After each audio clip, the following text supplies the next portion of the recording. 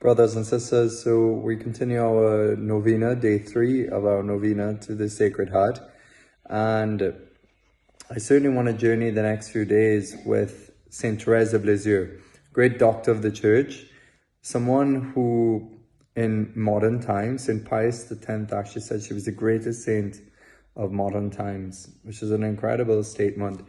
I remember Bishop Barron saying that at first when he read her book, the autobiography about her life, he didn't fully appreciate it. He kind of shrugged it off and said, well, what's the big deal about Saint Therese and about this book? It just seems like her pious reflections on life.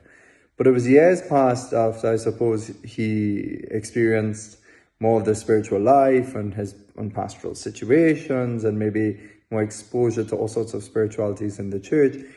He revisited Saint Therese and realized the depth of her teaching. And this is the thing about Saint Therese. I have to say, even myself, I have a similar experience with Bishop Barron in the sense that not quite the same way, because I have not really delved as much into her life.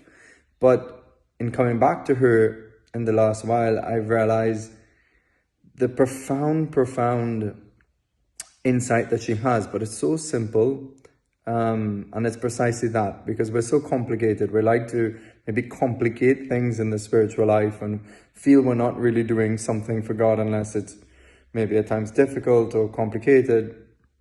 But she, in a real sense, rediscovers the gospel for our times, or in her time, because in light of such great saints that went before her and ways of perfection, ways of prayer that sort of can give the impression to people that you had to be a great ascetic and having to do these really long fasts and hours and hours of prayer. And, you know, it could have left one very discouraged, and that sanctity was not in one's grasp, but that it was only for these great fervent souls.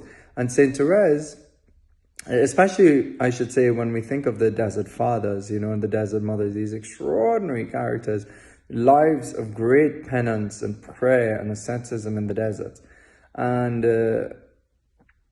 compared to that, when we look at Therese, we see the boldness of what she asks and what she discovers.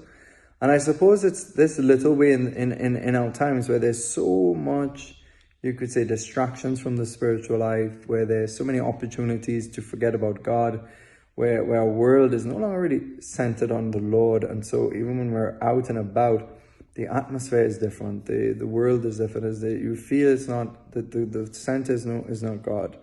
And Therese shows us what she would call the little way, or the way that she's famous for. And it's this little way that we speak about today, and it's really grounded on the incredible mercy of God. First a bit, we'll look at this the next few days and some of her spirituality, but just to say that Therese, you know, there was an episode in her life, her early life, that she said would be like the summary of her life. And it was a time where her sister Celine brought her like a basket full of different things to choose from, and Therese says, I choose all.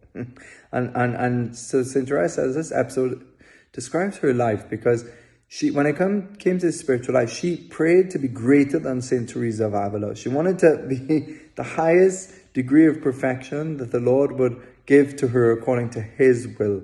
And so she chooses all. She chooses the greatest. And yet at the same time, she knew that physically and maybe emotionally and temperamentally, she couldn't do the things that the great Saint Teresa of Avila did.